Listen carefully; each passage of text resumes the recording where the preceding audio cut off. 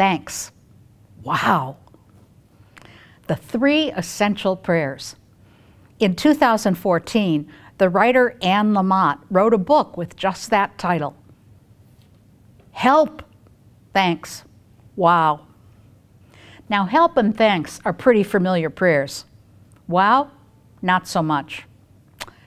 At first glance on this 3rd Sunday of Lent, our Gospel from Luke offers us a ready-fit opportunity to pray help and thanks. Jesus tells a parable about a landowner and a gardener who come upon a fig tree that after 3 years has yet to produce any fruit.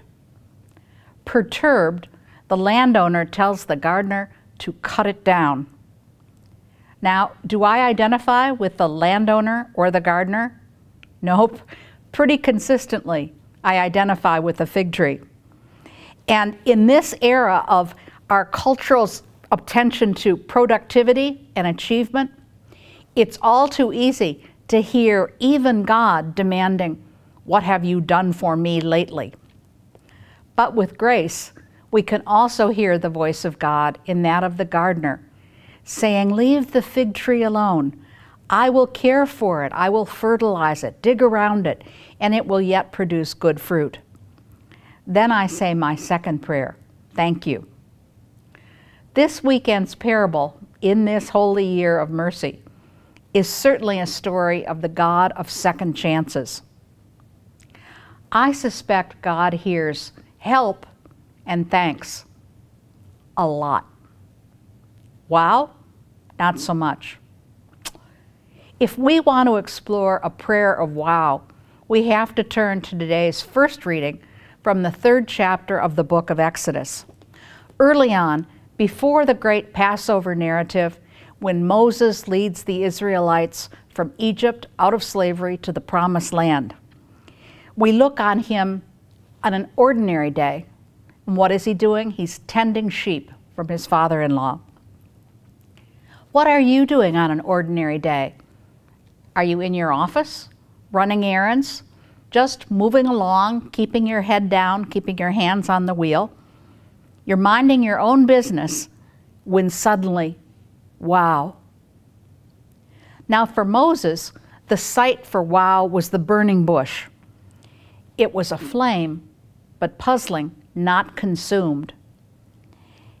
As Moses in his surprise drew closer, God commanded him to be reverent, to take off his shoes, for the ground on which he was standing was holy ground. God gives the divine name, I am. And he says that God has listened to the cries of the people. Their cries for help have been heard. Moses' call was to lead the people from slavery to a land flowing with milk and honey. But I wonder if without the burning bush, Moses would have even heard the call. So God needed to get his attention. Moses was breathless at the sight. His only possible prayer was, wow. What gets our attention today? What is today's experience that will stop us in our tracks? I think it's listening, and I have a suggestion about that. You and I, since childhood, have grown up with the idea that we were created in God's image and likeness. And ordinarily, we leap right away to think of humanity in God's image and likeness. Male and female, God created them. But since our whole task in life is to become more and more like God in all ways, I'm wondering if today we don't have an invitation to become, wait for it, not just a fig tree, but a burning bush. Unconventional? Yes, but let me make my call. Hear me out. My experience tells me that so many of us get trapped in our desire to be right and to be good that we burn out. That's even the expression we use, burnout. When we get so self-satisfied and so caught up and self-absorbed in our own convictions, whatever they are, then we turn to ashes. Think about it. Some pious people look so happy that you'd think they enjoy self-immolation. And even in Lent, ashy, burned out, good people don't beckon us with God's wow presence.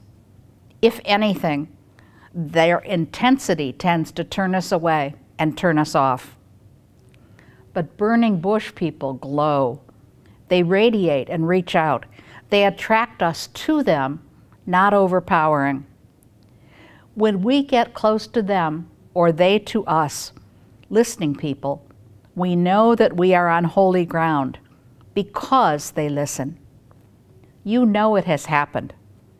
When you've really listened, or even more intense, when you've really been listened to, you know it's a wow moment.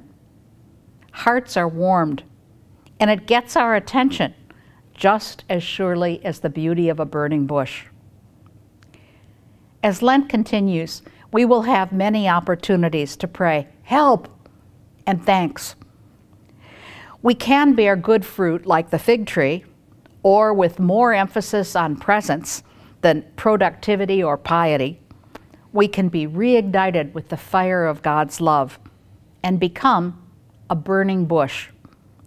When we listen to another, really deeply listen, and when we allow ourselves to be listened to, we will know this as holy ground, and Pax Christi will echo with an even more frequent prayer.